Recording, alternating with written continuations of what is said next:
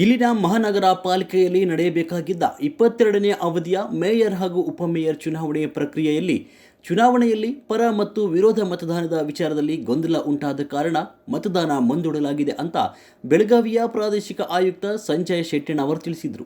ಕಾಂಗ್ರೆಸ್ ಪಕ್ಷದಿಂದ ಮೇಯರ್ ಸ್ಥಾನಕ್ಕೆ ಅಶೋಕ್ ನ್ಯಾಮಗೌಡ ಮತ್ತು ಉಪಮೇಯರ್ ಸ್ಥಾನಕ್ಕೆ ಪಕ್ಷೇತರರ ಬೆಂಬಲಿತ ವಿಮಲಾ ರಫೀಕ್ ಖಾನೆ ನಾಮಪತ್ರ ಸಲ್ಲಿಸಿದರು. ಬಿಜೆಪಿಯಿಂದ ಮೇಯರ್ ಸ್ಥಾನಕ್ಕೆ ಎಂಎಸ್ ಕರಡಿ ಮತ್ತು ಉಪಮೇಯರ್ ಸ್ಥಾನಕ್ಕೆ ಪಕ್ಷೇತರರ ಬೆಂಬಲಿತ ಸುಮಿತ್ರಾ ರಾಜು ಜಾಧವ್ ನಾಮಪತ್ರ ಸಲ್ಲಿಸಿದರು. ಮಹಾನಗರ ಪಾಲಿಕೆಯಲ್ಲಿ ಒಟ್ಟು 35 ಸದಸ್ಯರು ಬಲವಿದ್ದು ಅವರ ಜೊತೆ 11 ಶಾಸಕರು ಮತ್ತು ಪರಿಷತ್ ಸದಸ್ಯರು ಮತದಾನ ಪ್ರಕ್ರಿಯೆಯಲ್ಲಿ ಭಾಗಿಯಾಗಿದ್ದರು. ಆದರೆ ಕೆಲವು ಸದಸ್ಯರು ತಮ್ಮ ಆಸ್ತಿ ಘೋಷಣೆ ಸಲ್ಲಿಸಿದ ಕಾರಣ ಈ ಕುರಿತು ಕಲಬುರಗಿ ಹೈಕೋರ್ಟ್ನಲ್ಲಿ ಪ್ರಕರಣ ದಾಖಲಾಗಿತ್ತು. ಈ ವಿಚಾರ ಕೂಡ ಪ್ರಕ್ರಿಯೆ ಮುಂದೂಡಿಕೆ ಕಾರಣವಾಗಿದೆ ಅಂತ ಜಿಲ್ಲಾ ಉಸ್ತುವಾರಿ ಸಚಿವ ಎಂಬಿ ಪಾಟೀಲ್ ಮಾಧ್ಯಮಗಳಿಗೆ ತಿಳಿಸಿದ್ದಾರೆ.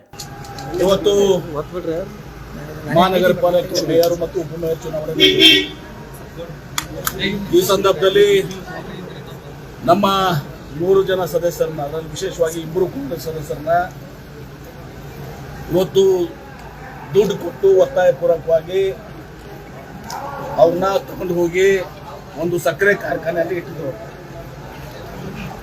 ಇವತ್ತು ಚುನಾವಣೆ ಹೈಕೋರ್ಟ್ ಡಿಸಿಷನ್ ಆಗಿದೆ. 4 ಜನ ವಿಧಾನ ಪರಿಷತ್ ಸದಸ್ಯರನ್ನು ಸಪ್ರೇಟ್ ಇಡಬೇಕು, ಅವ್ರು ಕೌಂಟ್ ಮಾಡಬಾರ್ದು, ರಿಸಲ್ಟ್ ಡಿಕ್ಲೇರ್ ಮಾಡಬಾರ್ದು ಅಂತೇಳಿ ಇವತ್ತು ಅದಕ್ಕೆ ನಾವು ಬದುಕಿದ ಮುಂಚಿತವಾಗಿ ನಾವೇನು ಹೇಳಿದ್ವಿ ಅಂದರೆ, ನಮ್ಮ ಉಪಾಧ್ಯಕ್ಷರು ದಿನೇಶ್ ಅವರು ಒಂದು ಲೆಟರ್ ಕೊಟ್ಟರು. ಯಾರೂ ಕೂಡ ಸದಸ್ಯರು ತಮ್ಮ ಅಸೆಟ್ ಮತ್ತು ಲಯಬಿಲಿಟಿನ ಫೈಲ್ ಮಾಡಿಲ್ಲ.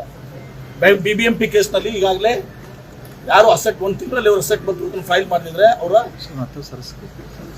ಸದಸ್ಯರು ರದ್ದಾಗ್ತದೆ. ನಾವು ಹೇಳಿದ್ದೀವಿ, ಇದು ಹೈಕೋರ್ಟ್ನಲ್ಲಿ ಇರುವುದು ಒಂದು ಇಂಡಿಪೆಂಡೆಂಟು. ಇಲ್ಲಿ ಕಮಿಷನರು ಈಗಾಗಲೇ ಸರ್ಕಾರ ಪತ್ರ ಕೊಟ್ಟಿದ್ದಾರೆ, ಇವರು ಸಲ್ಲಿಸಿಲ್ಲ ಸಹ ಅಸೆಟ್ ಮತ್ತು ಲೈಬಿಲಿಟಿ. ಹೀಗಾಗಿ ಇವ್ರ ಮೇಲೆ ಕ್ರಮ ಕೈಗೊಳ್ಳಬೇಕು ಅಂತೇಳಿ.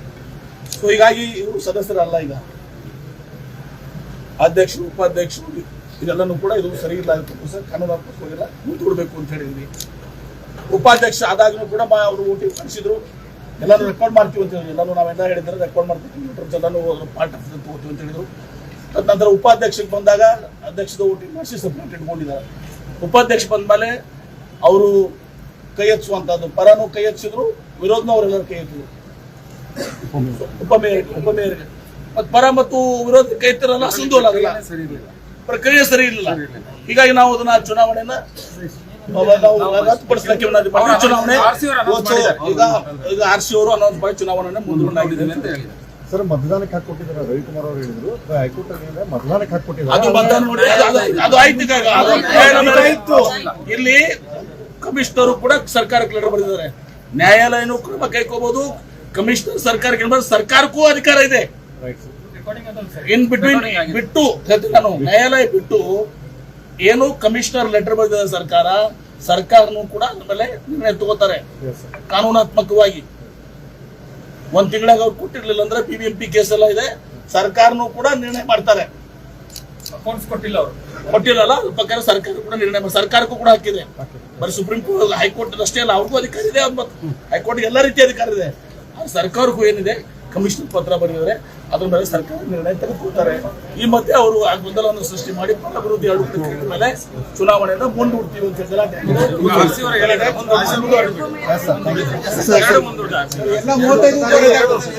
35